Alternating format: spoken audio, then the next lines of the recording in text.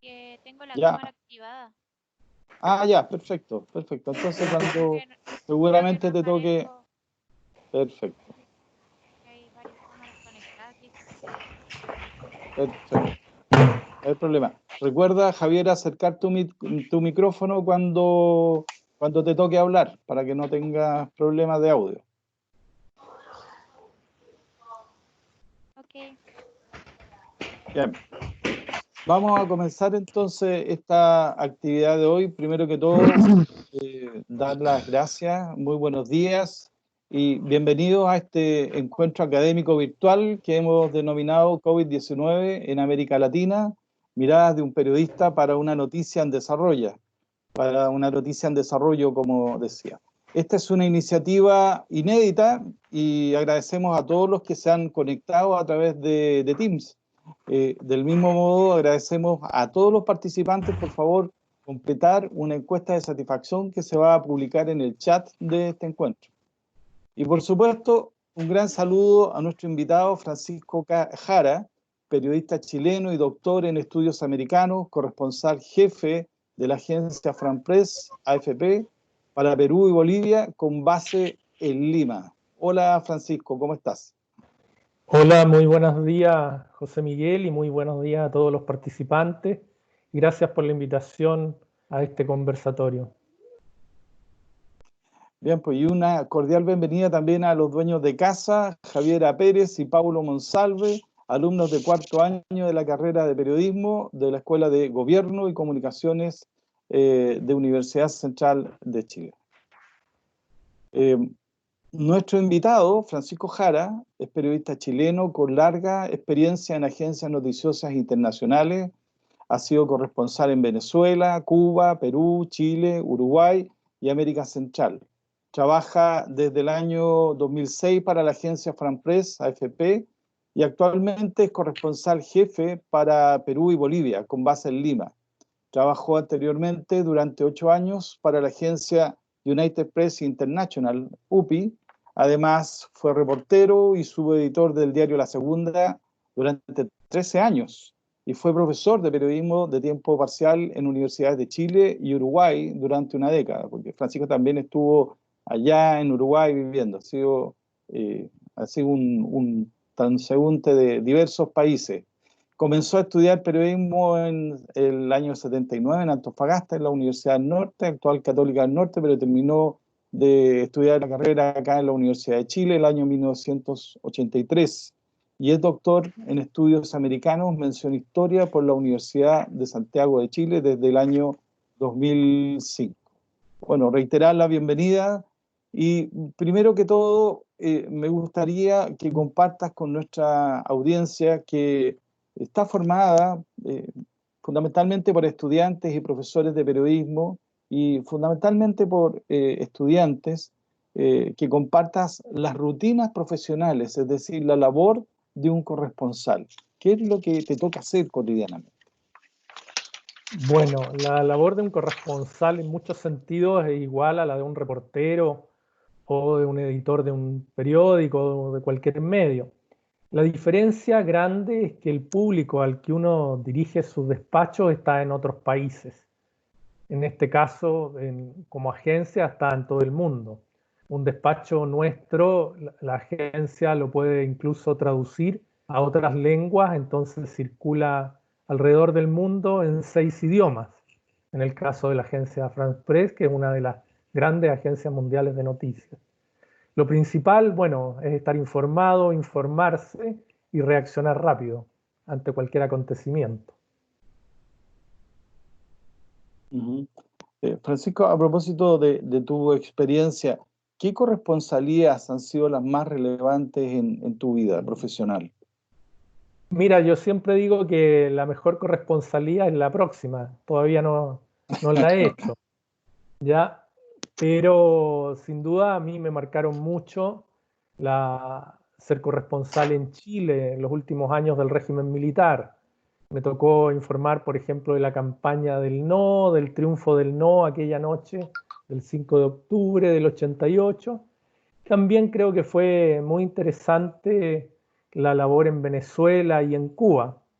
En Cuba me tocó el acercamiento con Estados Unidos, que ahora quedó congelado con el presidente Trump, pero en esos años en que yo estuve allá hubo una especie de apertura de Cuba al mundo bajo Raúl Castro, además de reformas económicas y sociales internas, que fueron un tiempo muy, muy desafiante y muy interesante. Bien, y vamos en este panel virtual a darle el pase también a nuestros alumnos que tienen preparadas algunas preguntas. Javiera, por favor, Javiera Pérez. Hola, buenos días. Voy a partir saludando a todos. Acerque más su micrófono, Javiera. Sobre todo a Francisco, buenos días. ¿Se me escucha? Hola, Sí, sí, buenos días, perfecto. Javiera. Bueno, voy a partir con la pregunta que tengo aquí, que básicamente es en cuanto al COVID-19. ¿Cómo ha visto el manejo sanitario de la pandemia en Chile, que hasta el lunes 4 de mayo tenía 22.016 contagiados, 275 fallecidos y más de 10.700 recuperados? Es un tema, el de la pandemia, muy complejo, ¿eh? Y si uno puede hacer una analogía, esto es como una especie de partido de fútbol que tiene 90 minutos y la posibilidad de una prórroga. A mi juicio estamos recién en los primeros 15 minutos del partido, entonces pueden pasar muchas cosas. Indudablemente algunas medidas que ha tomado el gobierno chileno han sido útiles, pero eso no ha impedido que Chile tenga un incremento de casos de COVID-19 muy grande, muy fuerte. La curva va todavía hacia arriba.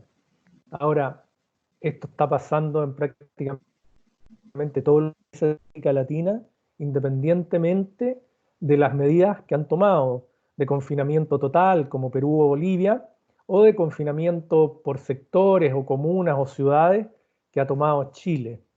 Hay muy pocos países de América Latina que pueden mostrar hasta hoy buenas cifras, pero todavía falta mucho, mucho tiempo para que esta situación se supere. Entiendo. Y ¿continúo, no? ¿Cierto? Sí, por favor, Javiera. Ya. Y con Perú, ¿cómo se está gestionando la situación sanitaria del parte del gobierno del presidente Martín Vizcarra? Ha sido un tema sumamente complejo. Siempre es odioso dar alguna comparación, pero Chile y Perú partieron más o menos en la misma época con casos de COVID-19 y hoy Perú registra 50.000 casos, que es muy, y es complicado porque un confinamiento nacional fue decretado cuando solamente había 86 casos.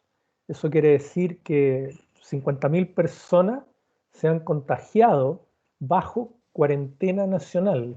Y eso es muy complejo. En las cárceles particularmente hay una situación muy explosiva y también hay muchos casos entre los policías que deben custodiar que se cumpla esta cuarentena. Todavía creo yo que en América Latina esta situación es inmanejable o ha sido casi inmanejable, independientemente de la buena voluntad y de las medidas que han tomado los gobiernos.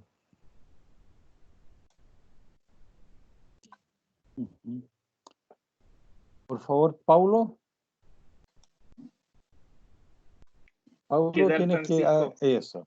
Buenos Hola. días, Hola, ¿cómo buenos días. estás? En la misma relación con la pregunta de Javiera, ¿tú tienes alguna relación, alguna información acerca de los ciudadanos peruanos que se encontraron varados en Chile? Hablamos básicamente casi de la frontera con Perú, en Tacna, Arica. ¿Maneja alguna información allá en Lima? Bueno, hubo casos de miles de ciudadanos peruanos varados en todo el mundo. Los casos tal vez más simples de resolver fueron los que estaban en países limítrofes. Todavía permanecen decenas de personas, casi un centenar, en Santiago, digo, algunos acampando realmente ahí frente al consulado, ahí en la avenida Costanera. Perú hizo una gran tarea de repatriar gente, envió vuelos especiales desde Europa y de otras partes, ¿ya? Incluso para repatriar gente desde Europa Hubo, por ejemplo, que llevar gente de muchas ciudades, de muchos países, hasta Frankfurt, y ahí pudieron viajar hacia Lima. Una vez llegados a Lima, los tuvieron en hotel durante 15 días en cuarentena. Repatriar a la gente.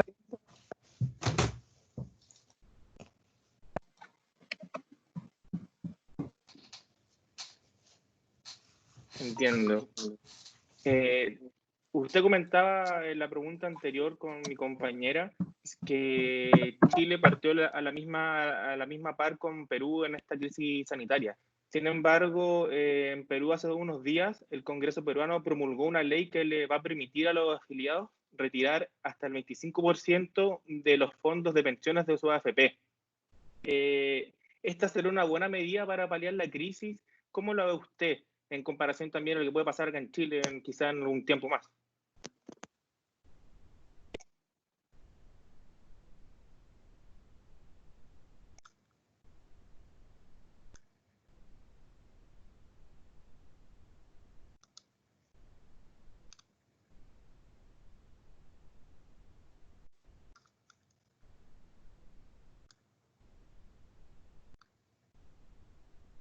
Se me cortó el audio.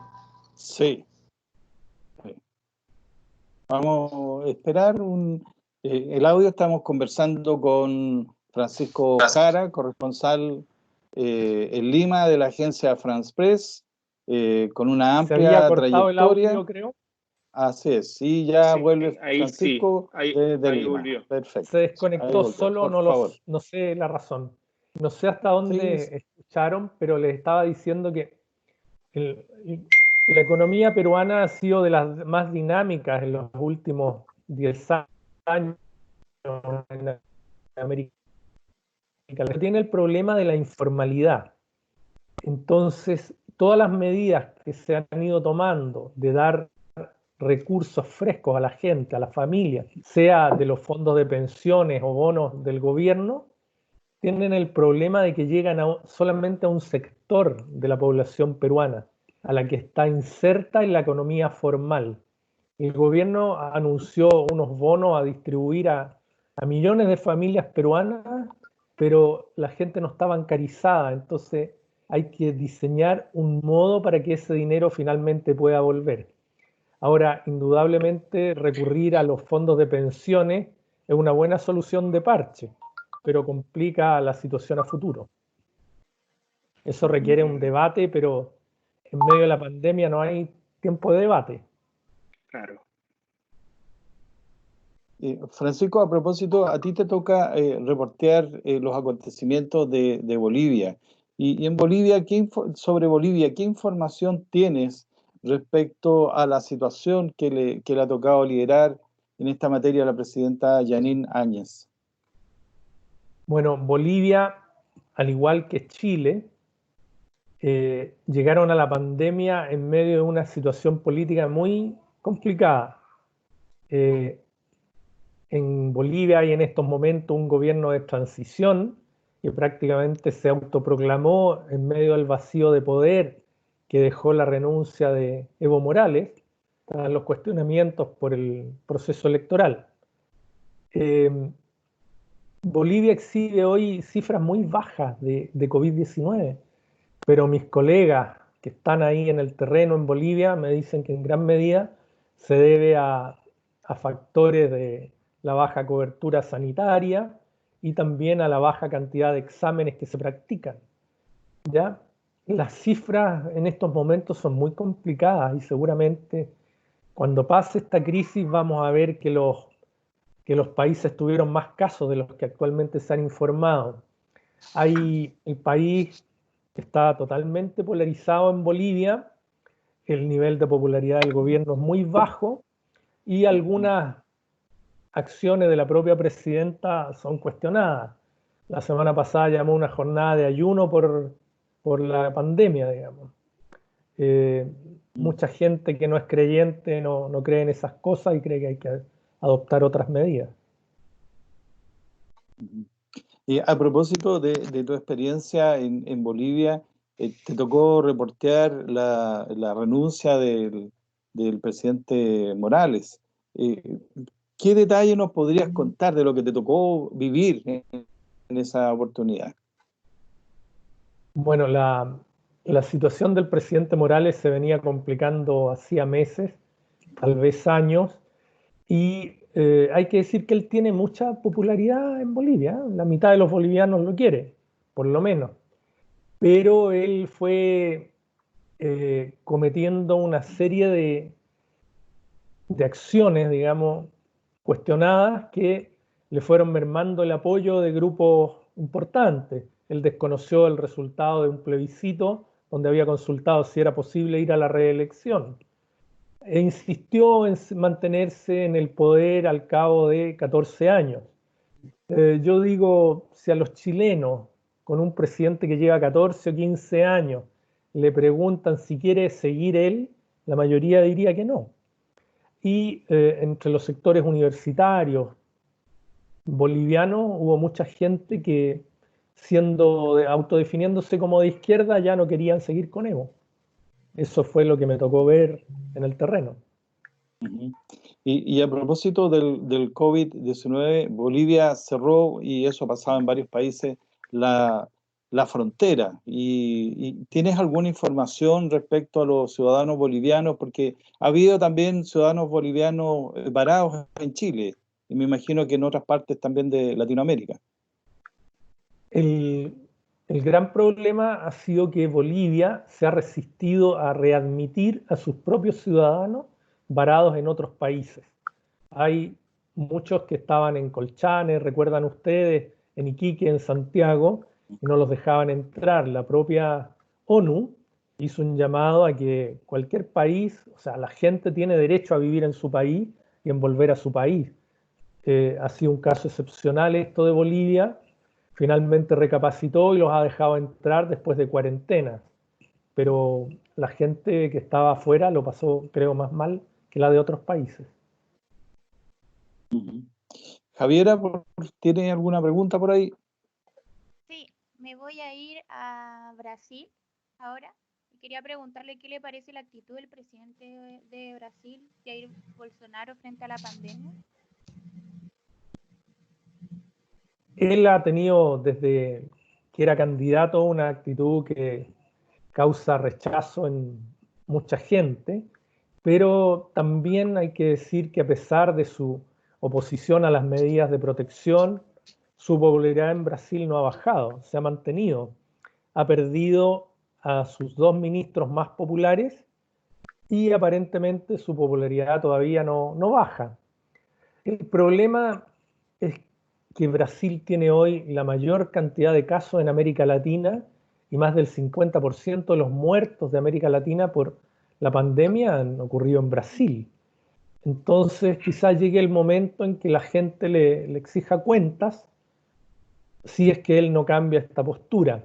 Inicialmente el propio primer ministro británico Boris Johnson tenía una actitud así semejante a la de Bolsonaro, y al final él mismo terminó en la unidad de cuidados intensivos y tuvo que ir cambiando, y hoy el Reino Unido es el país de Europa con más muertos por COVID-19. ¿Javiera? Sí. ¿Me escucha? Sí, sí. Sí, acerque el micrófono. Me voy a México ahora. Y según el Centro de Información Geográfica sobre el COVID-19 de la UNAM, el cálculo real de los casos confirmados en México oscilarían entre los 176.000 y los 265.000 y no los 22.088 contagios que reportó el gobierno federal. Este podría ser un resultado de la actitud y de las declaraciones del presidente Andrés Manuel López a fines de marzo.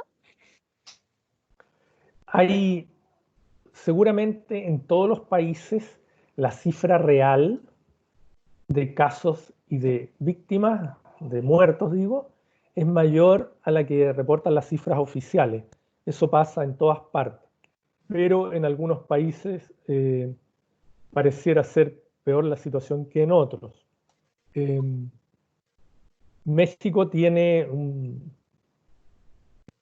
problema es un país grande, mucha ruralidad y hay zonas extensas donde la presencia del Estado no existe, es nula. Son controlados por bandas de narcotraficantes, incluso algunos han empezado a dar ayuda en estos momentos. El presidente mexicano inicialmente también mostró una postura así pro economía más que protección sanitaria al comienzo, y después ha tenido que cambiar esa actitud por los propios hechos que llevan a cambiar esa actitud. Pero seguramente las cifras de México y las de otros países van a tener que ser revisadas. Me refiero a las cifras oficiales.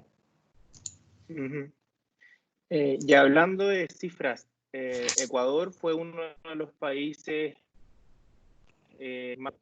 básicamente por una crisis sanitaria que se encontró hace un par de semanas atrás, que podíamos ver cuerpos y falta de ataúdes.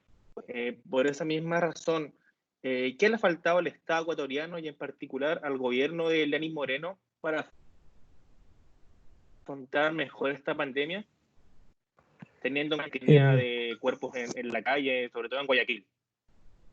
Claro, mira, si bien debemos decir que ningún país del mundo estaba preparado para esta pandemia, hay algunos que les ha tocado peor la situación.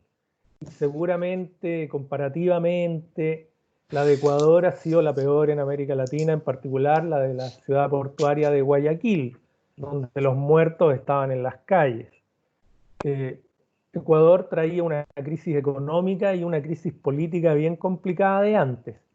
Y también tiene unos servicios sanitarios precarios. Uno podría decir que parte del problema estuvo en que el presidente Lenín Moreno terminó con la cooperación médica cubana y expulsó a los médicos cubanos que estaban trabajando, y eso dejó en peor situación a los consultorios.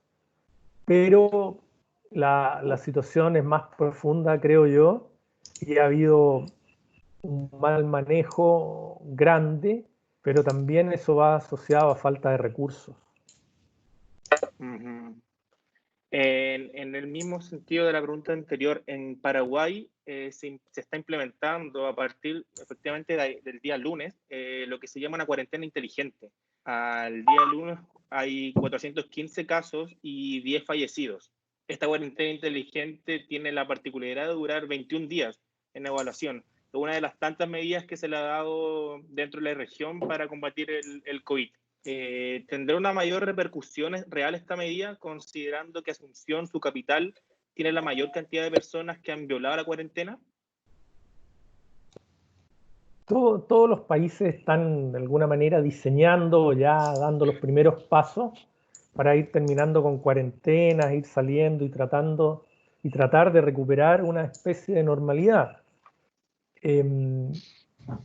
Todos han inventado nombres de marketing así como inteligente, en todos los países diseñan algo que busca de alguna manera transmitir un mensaje. Estas son medidas provisorias, y si los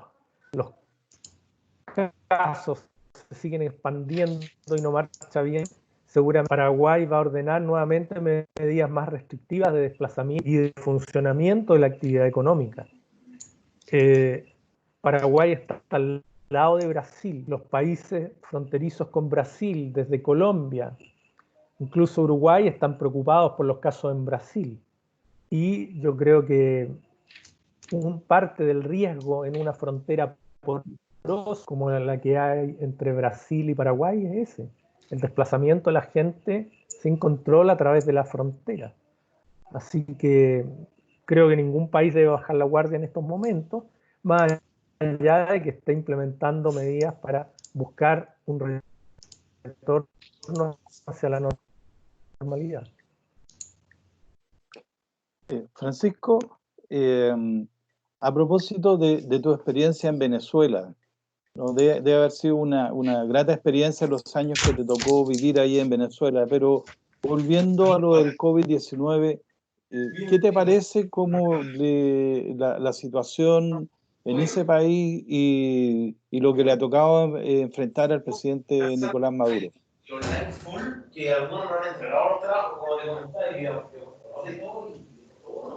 Bien, un hecho que ha pasado, creo, en casi todo el mundo, es que le ha dado la pandemia el protagonismo a los gobiernos y ha hecho desaparecer a la oposición.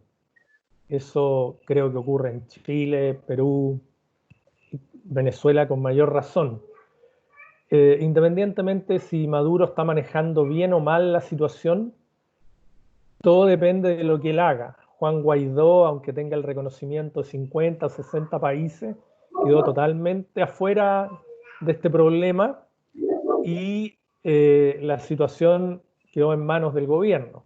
La situación económica y social en Venezuela es sumamente complicada y uno podría decir que tenía, como se han ido casi 5 millones de venezolanos, había más distanciamiento social, pero hay muchos venezolanos que ahora están volviendo o tratando de volver desde Chile, Colombia, Perú, Ecuador, con pocos recursos, con la industria petrolera en crisis y con el precio del petróleo a unos niveles históricamente bajos, el manejo de la pandemia en Venezuela va a ser sumamente complicado para cualquier gobierno y en particular el gobierno actual.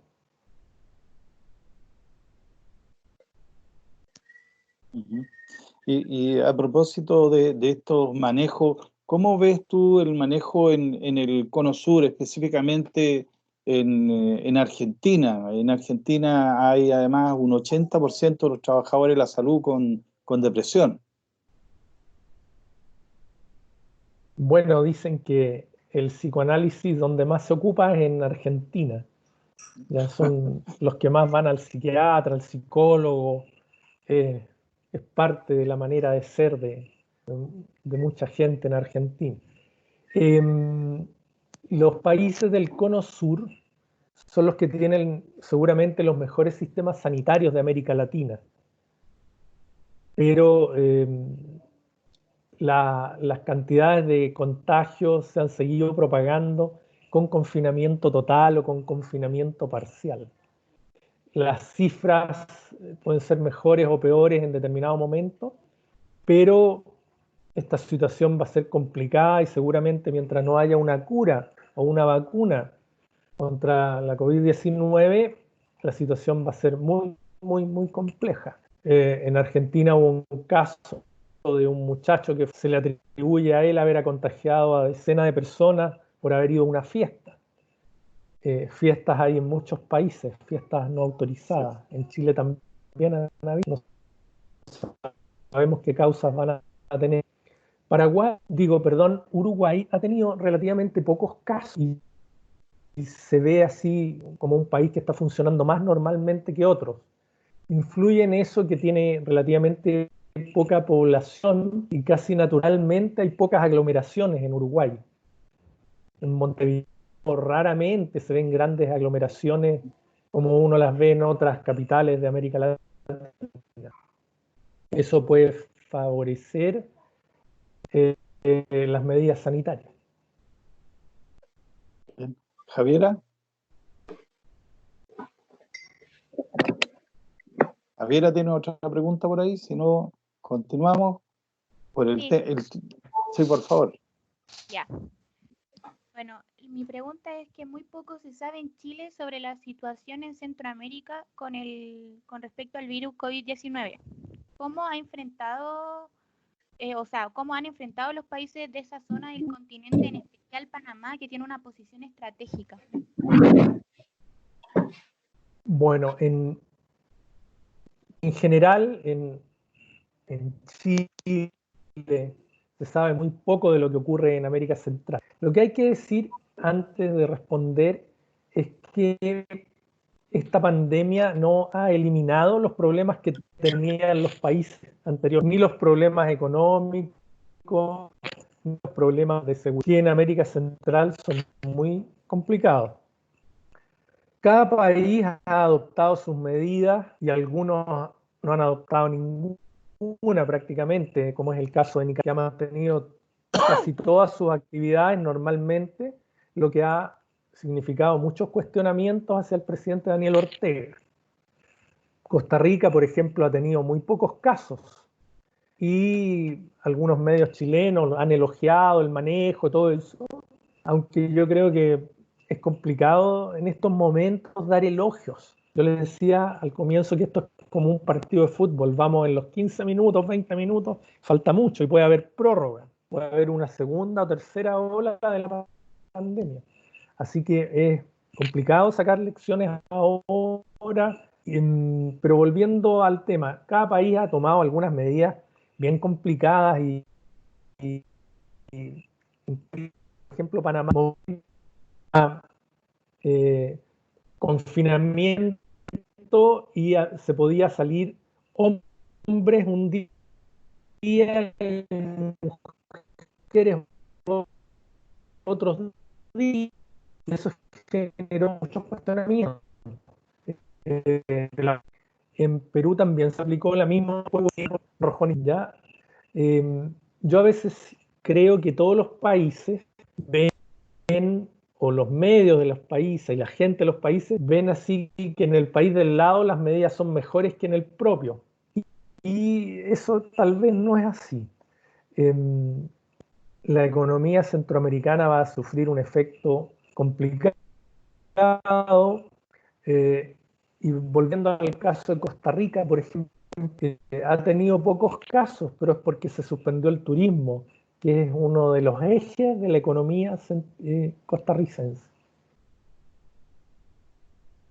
Voy a volver a Uruguay, como mencionaba el profesor antes, y hasta el 2 de mayo Uruguay ha presentado 648 casos confirmados por COVID-19. El presidente de Uruguay, Luis Lacalle, anunció que el país se encamina de pasar a un aislamiento social de alto impacto a un distanciamiento social sostenido. ¿Es el camino que debería seguir América Latina o Uruguay es una excepción dentro del continente?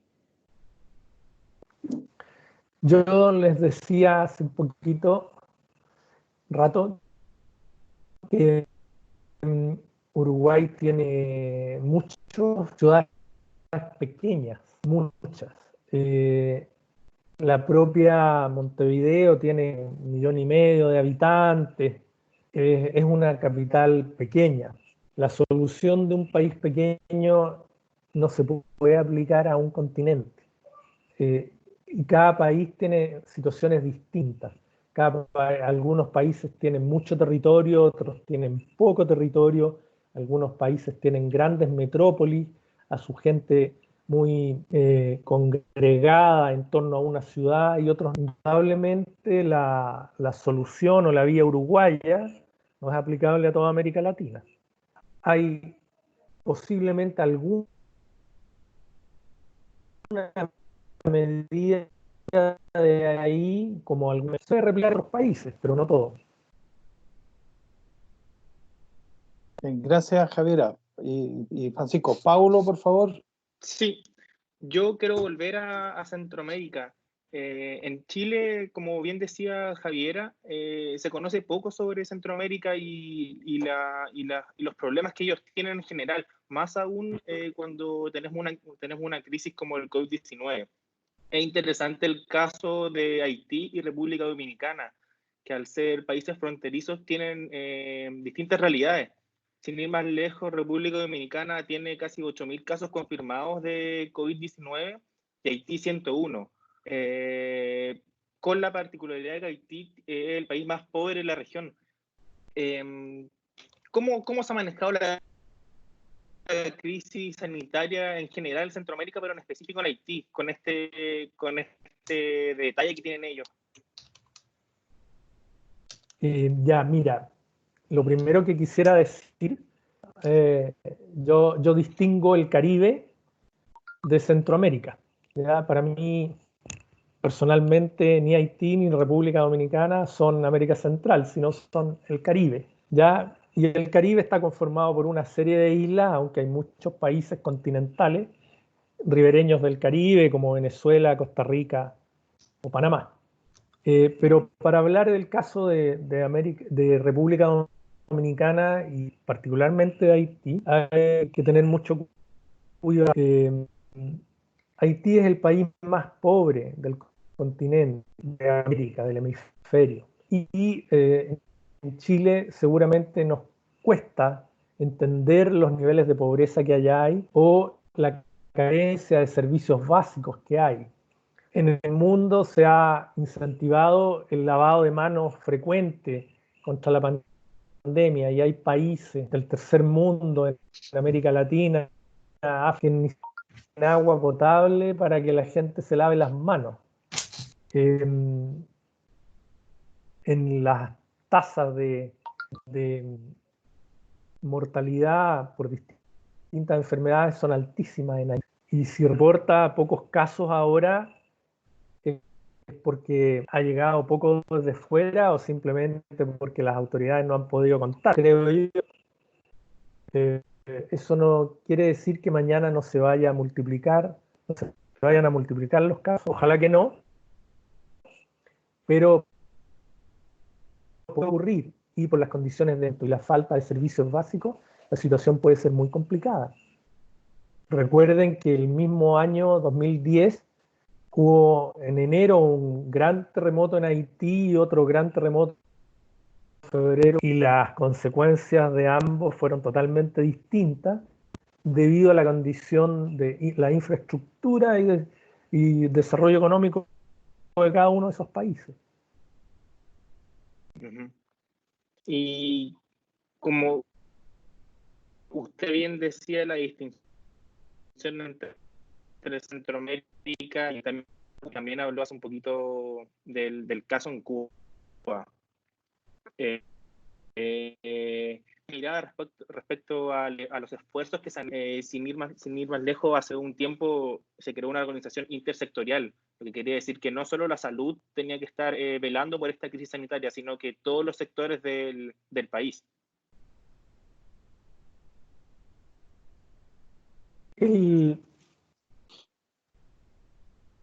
Cuba tiene, como es una isla, siempre es más fácil cerrar la frontera y eso te ayuda militarmente y también en emergencias sanitarias.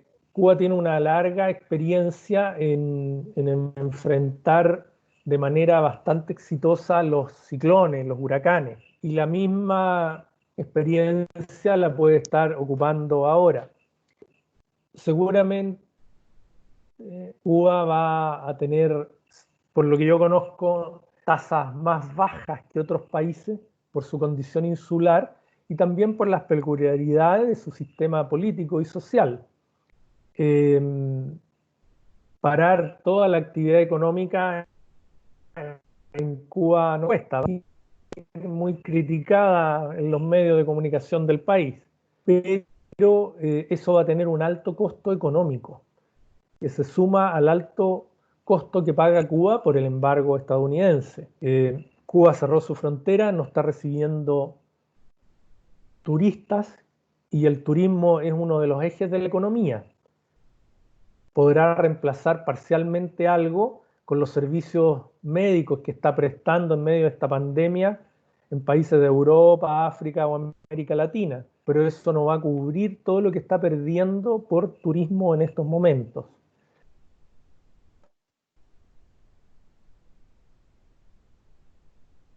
¿Y es la tónica de todo el Caribe, de los países turísticos que existen en el Caribe, que están perdiendo mucho por turismo? Todos los países están perdiendo mucho por turismo. La industria turística mundial, así como la del transporte aéreo, la de los cruceros, es de las más afectadas en el mundo por esto, porque es lo primero que se suspendió, lo más fácil de prohibir. Muchos países del Caribe viven del turismo y eso, el costo que va a tener para su economía va a ser muy alto, muy alto. Javiera. Sí, yo continuando con la pregunta que hizo mi compañero, ¿qué ha evidenciado usted en materia de desarrollo económico y sanitario en esta pandemia en América Latina? Bueno, América Latina llegó a esta pandemia con una situación económica complicada. Veníamos mal. Los años dorados de América Latina de hace 10 o 15 años ya pasaron. y debido a la guerra comercial entre China y Estados Unidos, las exportaciones latinoamericanas estaban muy complicadas. No solamente las de Chile o Perú, sino desde México hacia el sur. Entonces, los gobiernos, los países llegaron a una crisis, a una pandemia, que ha sido muy traumática, con las arcas más bien vacías. Y eso ha complicado la situación en todas partes. Transitoriamente, la popularidad de varios presidentes ha aumentado durante esta pandemia, pero han empezado a salir otros en medio de ella y a mostrar las debilidades institucionales que tienen los países de América Latina. En Perú, por ejemplo, han cambiado la cúpula de la policía y del Ministerio del Interior en los últimos días porque se sospecha de que hubo una gran corrupción en la compra de equipamiento sanitario por la pandemia. En Chile ha habido grandes empresas que se han aprovechado de las ventanas para hacer algunas cosas cuestionadas, digamos, como pedir ayuda fiscal o aprovechar algunas normas, algunas leyes de emergencia y a la vez repartir utilidades. Eso en Europa sería impensable, digamos. Las empresas que trataron de hacer eso tuvieron que echar pie atrás ellas mismas por el daño a su imagen.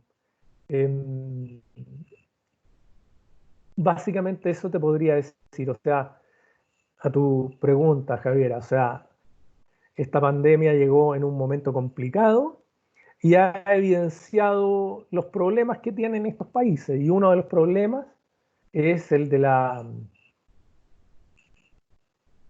baja, la precaria institucionalidad y también se podría decir la falta de ética de muchas personas, o de algunas. Bien, vamos, antes de seguir con Javiera y con Paulo, Francisco, vamos a abrir preguntas también para los participantes. El profesor Hugo Traslaviña está conectado al chat, es profesor de la carrera de periodismo, quiere hacer una pregunta también. Un viejo amigo de la Universidad del Norte, igual que así es, José Miguel Infante, y hace tiempo que no así veo es. a Hugo. Hugo, estamos esperando tu pregunta. Por ahí está en el ciberespacio Hugo, está tratando de... Hugo, apenas pueda hacer su pregunta. Entonces, mientras Hugo prepara su pregunta, Francisco, nos gustaría que nos contaras también a propósito de esta mirada bien global de América. ¿Cómo ves tú los tiempos que se avecinan para países como Perú, Bolivia, Chile y Argentina, que estamos acá cerquita y que compartimos fronteras y que hay muchos ciudadanos que van de un lado a otro? Es difícil hacer pronóstico y a mí nunca me ha gustado hacerlo. Lo sé, pero, lo sé. Pero los tiempos que vienen son complicados. En estos 4 países que José Miguel menciona, se han perdido muchos empleos, la actividad económica ha caído mucho. Argentina arrastraba problemas económicos desde antes. En estos momentos tiene unos problemas con su deuda externa complicados. Y países como Bolivia, Chile y Perú, que son en gran medida mineros o del área de los hidrocarburos, han visto caer sus ingresos de las exportaciones de manera notable. Y ellos tienen un fuerte impacto en las finanzas públicas y en el resto de la actividad económica. Chile además traía el problema político que había ido complicando la situación económica a partir de octubre, aunque la situación económica venía complicada de antes. La recuperación, yo creo, económica difícilmente va a llegar este año en esos 4 países que José Miguel mencionaba. Bien. ¿Se abren preguntas la posibilidad de preguntas a los participantes? A ver si ya está Hugo por ahí con su consulta. Porque vamos a respetar también los tiempos de este encuentro, porque la idea es ajustarnos a lo que habíamos planteado. Francisco, a propósito, quisiera pedirte algunas orientaciones para los estudiantes de periodismo, que en la mayoría hay una buena cantidad de estudiantes, más casi 80 personas conectadas acá, muchos de ellos estudiantes. ¿Cómo prepararse para esta profesión, para los desafíos que significa una profesión como la nuestra?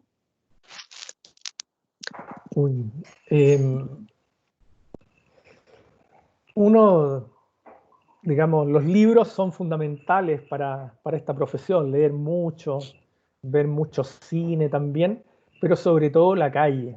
La calle enseña lo que no te puede enseñar la universidad. Cuando yo era recién estudiante o estaba empezando a trabajar como reportero, estudiante en práctica inicialmente, en el diario La Segunda, me encantaba cada vez que podía viajar, cada vez que iba a un lugar que nunca había visitado, como una cárcel, por ejemplo. Y creo que se trata de eso, de ser curioso, de aprender lo que uno no sabe, de abrir el diccionario cada vez que uno escucha una palabra o ve una palabra que no conocía y de informarse de todo lo que está pasando. En un momento de redes sociales, de internet, de todo eso, cuestionar todo lo que uno lee. La gran ventaja que tengo yo al trabajar en una agencia de noticias es que las noticias que recibo de todo el mundo a través de los hilos de la AFP son noticias verificadas. Puedo puedo creer en ellas. Ya lo que yo leo en las redes sociales sé que no necesariamente es verdad. Y en estos momentos, cada uno de nosotros, los periodistas, tenemos que aprender a distinguir muy bien lo que es verdad de una pseudo verdad o de lo que es francamente una mentira, mal o bien intencionada. Bien. Javier, ¿alguna consulta? ¿Una última consulta? Tienes apagado el micrófono, eso. ¿Ahora sí? Ahora sí. Sí, ahora sí. Ya, bueno, aquí una pregunta que queda, que con los antecedentes que tenemos hoy sobre lo que está sucediendo en América Latina con el COVID-19 y su impacto en lo económico y en el empleo. ¿Qué escenario político piensa usted que se está construyendo para este continente? El escenario político es incierto. Ya, puede que en cada país sea distinto. Algunos gobernantes seguramente en esta pandemia van a perder mucha popularidad. Otros en estos momentos la están reforzando, pero no sabemos cómo va a ser al final de la crisis. Lo que sí debiera quedar como lección, ya en mi opinión personal, es aumentar la cooperación en América Latina. En América Latina hay muy poca cooperación en relación a Europa, por ejemplo. Piensen que los enfermos de Italia o Francia graves eran llevados en helicóptero a hospitales de Alemania que tenían poca ocupación. Aquí es impensable que enfermos de COVID-19 de Chile vayan a ser atendidos en Argentina. Ya si aquí nos quisieran traer enfermos de otro país, quisiéramos cerrar las fronteras. Hay una actitud muy, no sé si egoísta, pero la deuda que tiene América Latina en general es la cooperación, la cooperación, la cooperación intrarregional, así como el comercio intrarregional. Yo he tenido el privilegio de trabajar en casi toda América Latina, de recorrer los países donde no he vivido por razones de trabajo, ser enviado especial, pero la mayoría de la gente en Chile sabe muy poco de América Latina.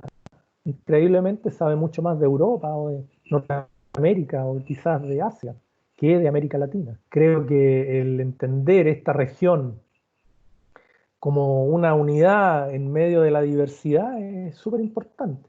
y sobre todo aumentar la cooperación intrarregional. Paulo, una última consulta. Sí, ya para finalizar, usted bien dijo que en Chile se sabe mucho más de Europa que de la misma región. En esa misma línea, usted que trabaja para una agencia francesa en noticias, si bien Estados Unidos es lo principal, es interesante saber también cómo Europa ve lo que pasa en América Latina.